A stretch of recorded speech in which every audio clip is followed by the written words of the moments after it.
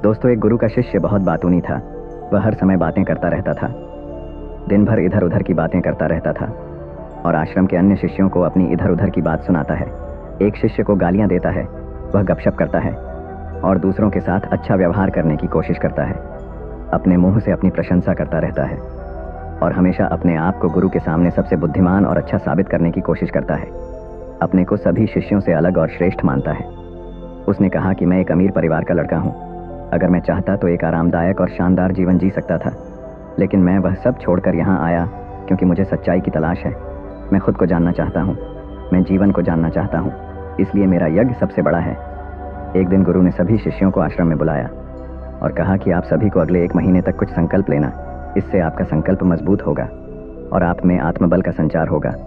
आप सभी अपनी क्षमतावेज अनुसार कोई भी संकल्प ले सकते हैं और 1 महीने के पहले आप में से जो कोई भी अपने संकल्प को तोड़ता है वह अपनी पुरानी दिनचर्या में वापस चला जाता है। सभी शिष्यों ने अपनी शक्ति के अनुसार बड़े या छोटे संकल्प लिए और गुरु को अपना संकल्प बताकर वहां से चले गए। लेकिन बातूनी शिष्य को अपने आप को सबसे अलग और सबसे बड़ा दिखाना था। तभी वह गुरु जी की झोपड़ी में पहुंचा और बोला कि मुझे कोई छोटा संकल्प नहीं करना है, बल्कि अपने जैसा कोई बड़ा और महान संकल्प करना है। कृपया बताएं कि मैं कौन सा संकल्प लूं।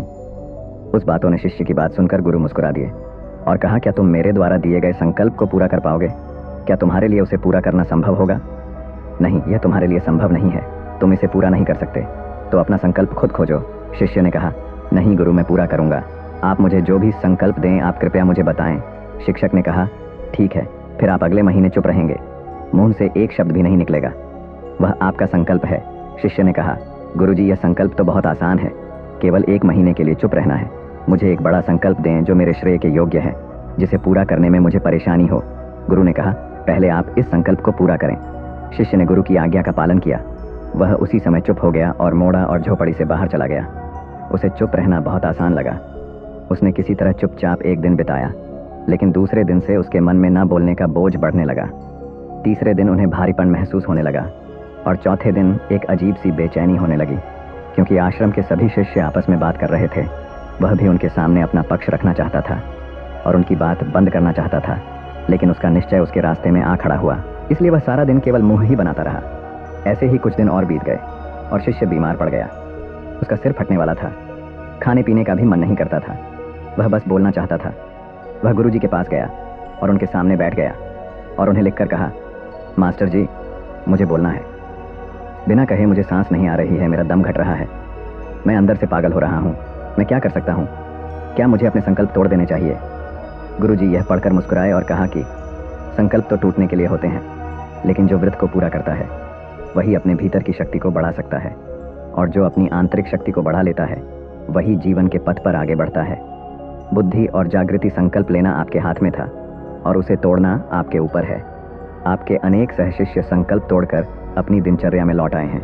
अगर आप ऐसा नहीं कर पा रहे हैं तो आप अपने संकल्प को तोड़ भी सकते हैं और अपनी पुरानी दिनचर्या में वापस जा सकते हैं। लेकिन याद रहे, अगर आज आप इस छोटे से संकल्प को संभाल नहीं कर पा रहे हैं तो बाकी जिंदगी कैसे संभालते हो, मुझे शक है। बाकी फैसला पूरी तरह तुम्हारे हाथ में है। वैसे भी फैसला पूरी तरह तुम्हारे हाथ में है। वह शिष्य बिना कुछ कहे वापस चला जाते हैं और खुद को अपनी झोपड़ी में बंद कर लेता है। झोपड़ी से बाहर आ जाते थे, केवल अपने आवश्यक कार्यों के लिए ही बाहर आता। बाकी समय वह झोपड़ी के अंदर ही बैठा रहता था। 15 दिन बीत चुके थे और सभी छात्रों का संकल्प लगभग टूट चुका था, लेकिन उस बातूनी शिष्य का संकल्प अभी भी चल ही रहा था कि प्रतिज्ञा लेने के बाद से वह एक शब्द भी नहीं बोला। पूरा आश्रम हैरान था कि इतना बोलने वाला आदमी चुप कैसे हो गया। 15 दिन बाद वह अपने गुरुजी के पास गया और लिखित में कहा कि हे गुरुजी, मैं बाहर से चुप हूँ, लेकिन मेरे अंदर कई आवाज़ें हैं। बहुत रोना और शिकायत है। मैं अंदर ही अंदर बात करता रहता हूँ। मेरा मन तरह तरह के सवाल करता रहता है। बाहर से जितना शांत हूँ, भीतर उतना ही कोहराम है। मुझे संदेह है कि मेरा संकल्प अभी भी कायम है या नहीं था, क्योंकि आपको बोलने की आदत है। आप बाहर से भले ही खामोश हो, लेकिन अंदर ही अंदर कहते रहते हैं कि आपको इन बातों और आवाज़ों से दूर जाना होगा।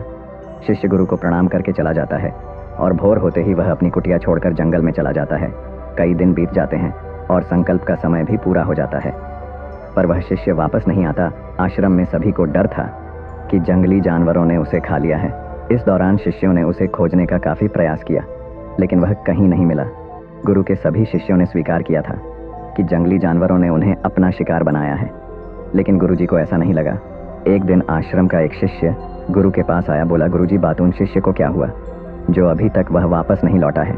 गुरुजी ने कहा, हो सकता है जानवरों ने उसका शिकार किया हो, लेकिन उसके ना लौटने का कोई और कारण हो सकता है कि वह जिस चीज के लिए वहां गया था वह मिल गया हो। शिष्य ने पूछा कि क्या ज्यादा बोलना हानिकारक है?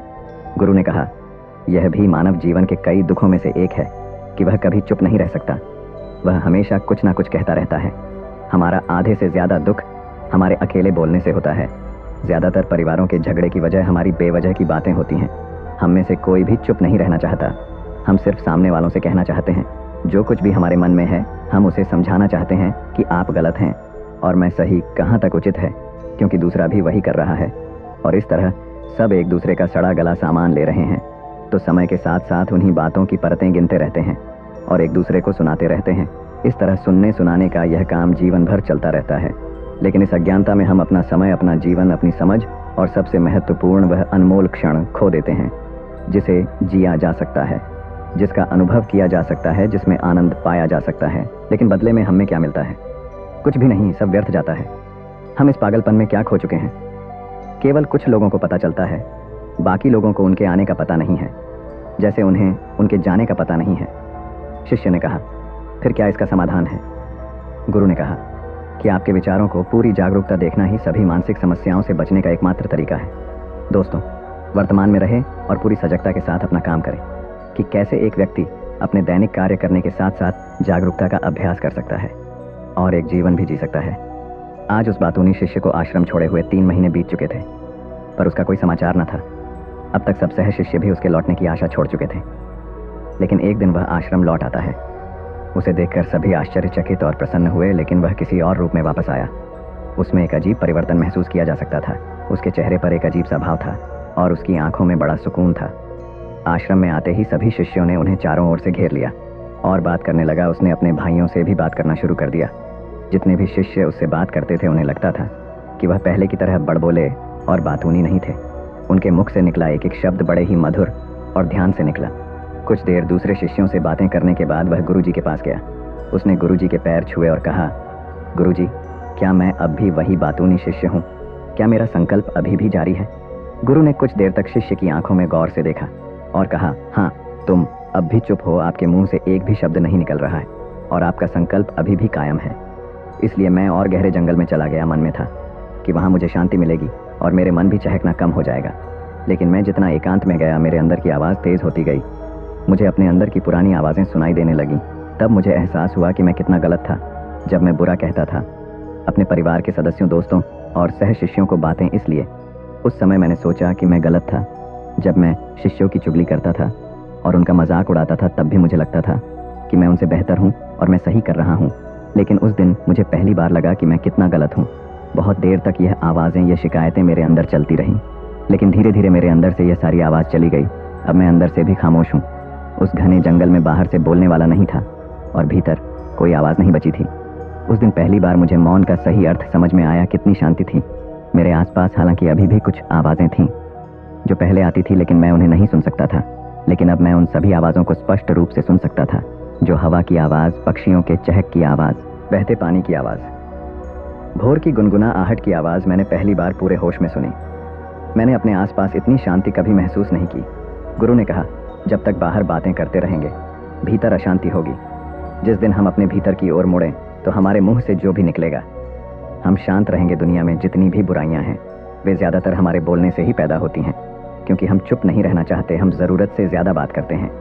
हम दूसरे व्यक्ति की बात नहीं सुनना चाहते हैं, बल्कि चाहते हैं कि वह बात करना बंद कर दे। हम उसे बताना चाहते हैं कि मैं कौन हूँ। हम उसे अपनी सारी क्षमताएं दिखाना चाहते हैं। बस यही हमारे जीवन का उद्देश्य रह जाता है।